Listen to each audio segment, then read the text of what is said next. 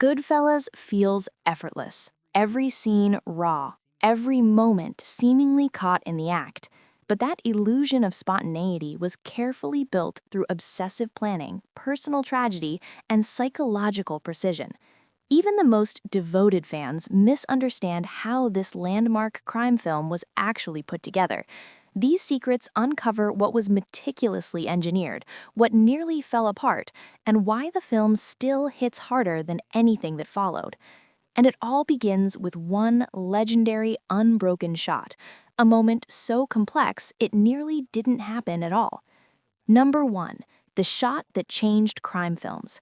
One unbroken camera movement redefined what a crime film could feel like. The famous Copacabana tracking shot follows Henry and Karen through the back entrance of the nightclub, weaving through kitchens, hallways, and crowded spaces before arriving at a front row table. It runs for roughly 3 minutes without a single visible cut, and pulling it off was a logistical nightmare. The actual club had to be physically altered to allow the camera and crew to navigate tight corridors.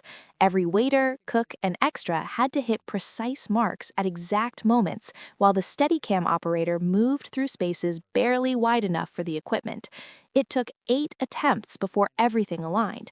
The timing, the dialogue, the background action, and the camera movement all had to sync perfectly in one continuous flow. What makes this moment more than a technical showpiece is what it tells the audience without a single word of explanation. The shot puts viewers directly inside Henry's world, his charm, his access, his power. By never cutting away, the film forces you to experience his seduction in real time. It's not just a long take for the sake of spectacle, it's storytelling through movement, and it set a standard that crime films have been chasing ever since. Number 2. Scorsese's quiet rivalry. Behind every ambitious creative choice, there's often a spark of competition. For the director of this film, that spark came from watching peers push the boundaries of cinematic technique. Seeing bold, long takes and visual experiments in other filmmakers' work didn't just inspire admiration, it ignited a drive to go further. This wasn't about ego or one-upsmanship. It was about the kind of quiet, productive rivalry that exists among artists who respect each other but refuse to be outdone. When Scorsese saw what others were accomplishing with extended shots and fluid camera work, he recognized both the challenge and the opportunity. The Copacabana sequence didn't emerge from a vacuum. It was partly a response to what the director had been absorbing from the cinematic landscape around him. That competitive energy didn't just shape one famous scene, it elevated the entire film. Every visual decision carried an extra layer of intention, a desire to not simply match the standard, but redefine it. The rivalry never became public or bitter. Instead, it functioned as invisible fuel, sharpening execution and raising ambition at every turn. It's a reminder that great art doesn't always come from solitary inspiration. Sometimes it's born from watching someone else do something remarkable and thinking, I can take that even further. Number 3. One line nearly ruined everything. A single flubbed punchline almost destroyed one of the most technically demanding shots in cinema history. During the Copacabana sequence, the camera eventually arrives at the nightclub stage, where comedian Henny Youngman is performing.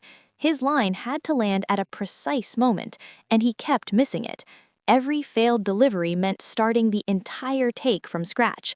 The Steadicam operator, the dozens of extras, the waiters carrying tables, and the principal actors all had to reset and begin the complex 3-minute choreography again. The frustration mounted with each attempt, especially since every other element was executing flawlessly. It wasn't a lighting issue or a camera malfunction, it was one line of comedy that refused to land on cue. The experience revealed just how fragile cinematic perfection truly is.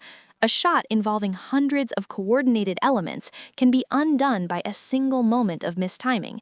Even seasoned performers can become the weak link in a technically flawless sequence. When the punchline finally landed on the 8th take, it wasn't just relief, it was a reminder that filmmaking at this level depends on every single detail falling into place at exactly the right second. Number 4.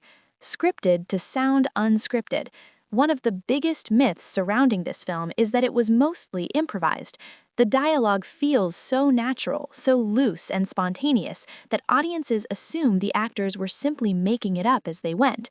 The truth is far more calculated than that. The screenplay went through approximately 12 full drafts, with Scorsese and co-writer Nicholas Pileggi meticulously refining every scene. Extensive storyboarding mapped out visual compositions, and detailed rehearsals allowed actors to internalize rhythms before cameras rolled. The structure was rock solid long before anyone stepped on set.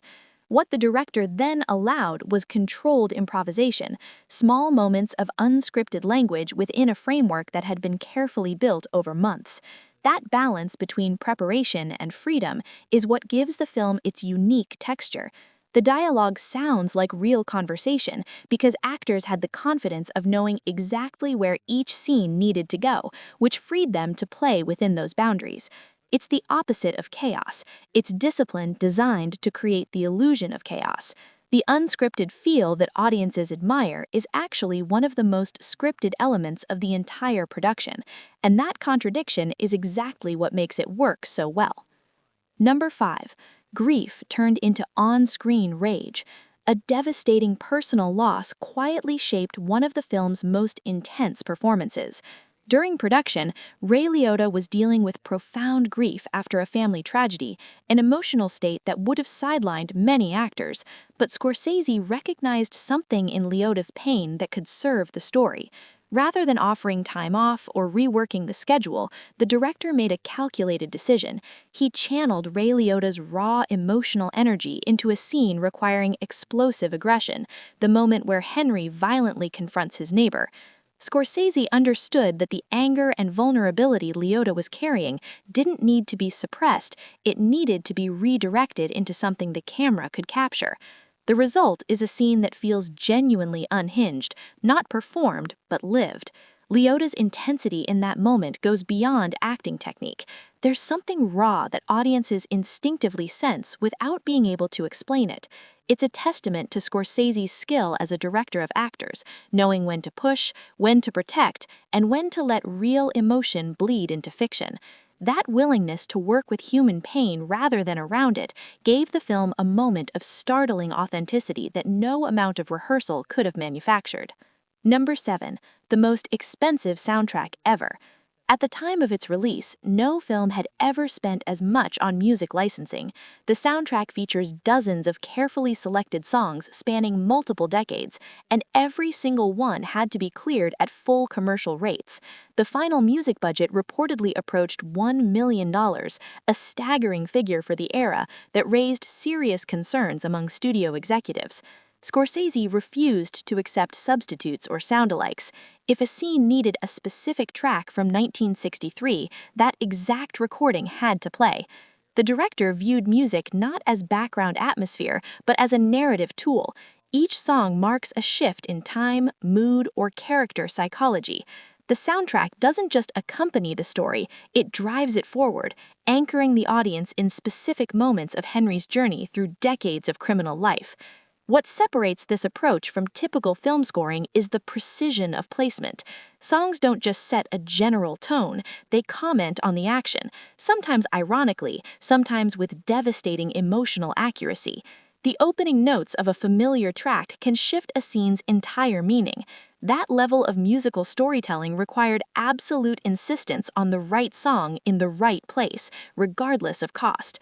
The result is a soundtrack that functions as a second screenplay, one written not in dialogue but in rhythm, melody, and cultural memory that audiences carry with them long after the credits roll.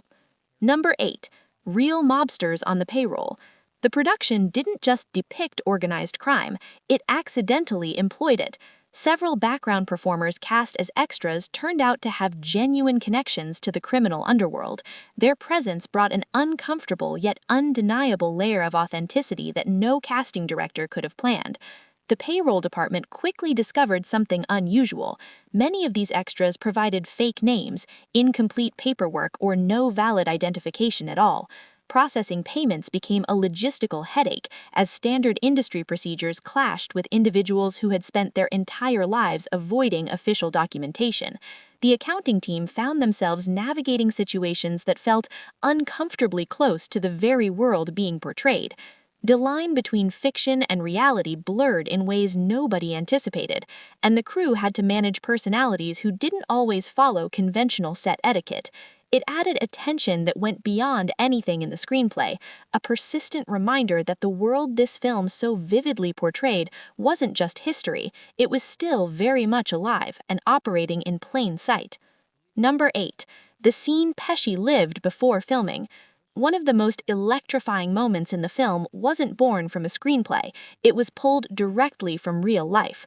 The famous "funny how" exchange between Tommy and Henry originated from a real encounter Joe Pesci experienced years earlier while working at a restaurant. A real wise guy reacted unpredictably to what was meant as a simple compliment, and the tension of that moment stayed with Pesci for